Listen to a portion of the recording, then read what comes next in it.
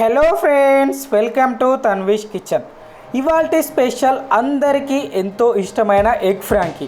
ఇది మనకి breakfast, lunch box, evening snack, night dinner ఎప్పుడు తిన్నా చాలా టేస్టీగా ఉంటుంది.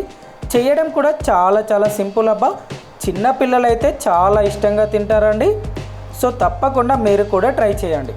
దీనికోసం ముందుగా ఇలా ఒక ప్యాన్ తీసుకొని అందులో ఒక 2 టేబుల్ స్పూన్ల బటర్ వేసి, బటర్ లేకపోతే ఆయిల్ కూడా వేసుకోవచ్చండి. ఇది వేడైన తర్వాత ఒకటి మీడియం సైజ్ ఆనియన్ని, అలాగే ఒకటి క్యారెట్ని ఇలా సన్నగా పొడుగు కట్ చేసి వేసుకొని ఇవి లైట్ గోల్డెన్ కలర్ వచ్చేంత వరకు ఫ్రై చేసుకోవాలి. ఇలా ఇవి ఫ్రై అయిపోయిన తర్వాత ఒకటి క్యాప్సికమ్ ఇలా సన్నగా పొడుగు కట్ చేసి వేసుకోవాలి.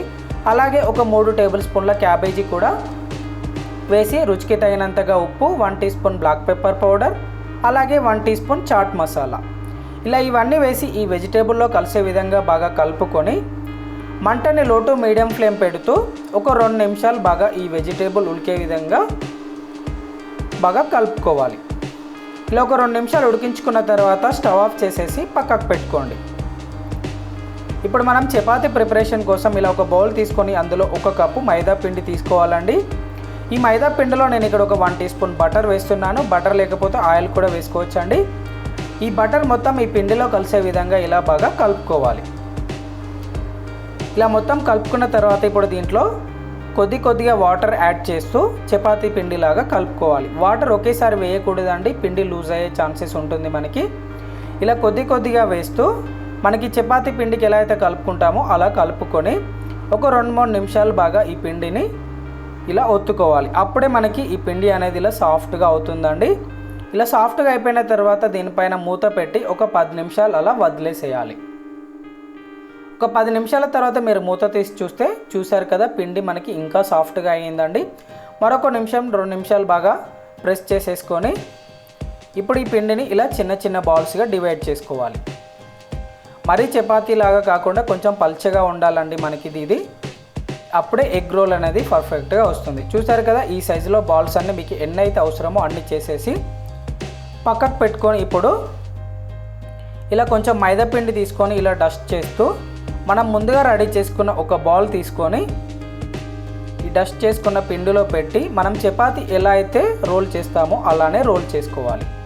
మరీ చపాతీ అంత పెద్దగా కాకుండా కాస్త చిన్నగా చేసుకోవాలండి. అలాగే మందం కూడా కాస్త తక్కువగా ఉండాలి. పల్చగా ఉంటేనే మనకి ఎగ్ ఫ్రాంకీ అనేది బాగుంటుందండి. చూసారు కదా, మనకి ఈ మందంలో రోల్ చేసేసి పక్కకు పెట్టుకోండి. ఇప్పుడు స్టవ్ పైన ఒక ప్యాన్ తీసుకొని అది వేడైన తర్వాత ఒక 1 టీ స్పూన్ ఆయిల్ వేసేసి ఇలా మొత్తం ఈవెన్గా స్ప్రెడ్ చేసుకున్న తర్వాత మనం ముందుగా రెడీ చేసుకున్న చపాతీని దీనిపైన వేసి దీనిపైన కూడా మరొక టీ స్పూన్ ఆయిల్ ఇలా స్ప్రెడ్ చేసేసుకొని మంటని లో టు మీడియం ఫ్లేమ్ పెడుతూ ఇలా అటు ఇటు రొటేట్ చేస్తూ ఒక 80% వరకు మాత్రమే కుక్ చేసుకోవాలి. మొత్తం ఫ్రై చేసుకోకూడదండి. ఆ తర్వాత మనం ఆమ్లెట్ వేసి కూడా ఫ్రై చేస్తాం కదా. సో ఇలా మనకి బబుల్స్ వచ్చి లైట్ గోల్డెన్ కలర్ వచ్చేంత వరకు ఫ్రై చేసేసుకొని ఇప్పుడు ఇది పక్కకు పెట్టుకోండి. ఇప్పుడు ఆమ్లెట్ కోసం నేను ఇక్కడ ఒక ఎగ్ తీసుకొని దీంట్లో ఒక 1/4 టీ స్పూన్ సాల్ట్ వేసి ఈ ఎగ్ని ఇలా బాగా బీట్ చేసుకోవాలి. ఎల్లోయిష్ మొత్తం కరిగేంత వరకు బీట్ చేసేసుకొని స్టవ్ పైన ఒక ప్యాన్ తీసుకొని అది వేడైనాక 1 టీ స్పూన్ ఆయిల్ తీసుకొని ఇలా ఈవెన్గా స్ప్రెడ్ చేసుకున్న తర్వాత మనం ముందుగా బీట్ చేసుకున్న ఎగ్ను వేసేసి ఈ ప్యాన్ మొత్తం స్ప్రెడ్ అయ్యే విధంగా ఇలా స్ప్రెడ్ చేసుకోవాలి. ఇలా స్ప్రెడ్ చేసుకున్న తర్వాత మనం ముందుగా 80% ఉడికించుకున్న చపాతీని దీనిపైన వేసి ఇలా ప్రెస్ చేసుకోవాలి. చూసారు కదా, ఇలా ప్రెస్ చేసేసి మరొక 1 టీ స్పూన్ ఆయిల్ వేస్తూ మంటని లో టు మీడియం ఫ్లేమ్ పెడుతూ ఇలా మధ్యలో అటు ఇటు రొటేట్ చేస్తూ గోల్డెన్ కలర్ వచ్చేంత వరకు ఫ్రై చేసుకోవాలి. మంటని హై ఫ్లేమ్ పెట్టకూడదండి. ఇలా మధ్యలో ఆయిల్ అప్లై చేస్తూ ఈవెన్గా అటు ఇటు ఇలా ప్రెస్ చేస్తూ ఫ్రై చేసుకోవాలి. అప్పుడే మనకి లోపల వరకు కుక్ అయ్యి తింటుంటే చాలా టేస్టీగా ఉంటుందండి. చూసారు కదా, ఇలా గోల్డెన్ కలర్ వచ్చిన తర్వాత ఇప్పుడు దీన్ని పక్కకి ఒక ప్లేట్లోకి తీసుకొని ఇలా నేను ఇక్కడ ఒక 1 టేబుల్ స్పూన్ మయోనీస్ తీసుకుంటున్నానండి. ఇది కంప్లీట్గా ఆప్షనల్, లేకపోతే వదిలేసేయాలి. అలాగే ఒక 1 టేబుల్ స్పూన్ టమాటో సాస్ కూడా తీసుకొని ఈవెన్గా స్ప్రెడ్ చేసుకోవాలి.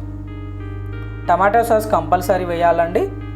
ఆ తర్వాత మనం ముందుగా ఫ్రై చేసుకున్న వెజిటేబుల్స్ ఉన్నాయి కదండి, ఇలా మధ్యలో ఒక 2 టేబుల్ స్పూన్స్ వరకు వేసుకోవాలి. ఇలా మధ్యలో వేసి 2 గోసల్ని ఇలా ఫోల్డ్ చేసేసి మీ దగ్గర టూత్ పిక్ ఉంటే ఇలా ప్రెస్ చేస్తే మనకి పర్ఫెక్ట్ షేప్ అనేది వస్తుందండి. ఇలా టూత్ పిక్స్ పెట్టుకున్న తర్వాత నేను ఇక్కడ సిల్వర్ ర్యాప్ తీసుకుంటున్నానండి. ఇది లేకపోతే మీ దగ్గర వైట్ పేపర్ ఉన్న తీసుకొని ఇలా రోల్ చేసుకుంటే మనకి పర్ఫెక్ట్ స్ట్రీట్ స్టైల్ వస్తుందండి. ఎంతో సింపుల్ కదా, ఎంతో టేస్టీగా ఉండే ఎగ్ ఫ్రాంకీ రెడీ అయిపోయిందండి. వీడియో నచ్చిందా? లైక్ చేసి నా ఛానల్ని సబ్స్క్రైబ్ చేసి పక్కనున్న బెల్ బటన్ కొట్టండి. మీకు నా వీడియోస్ అన్ని నోటిఫికేషన్ వస్తాయి. Thank you for watching. Please subscribe.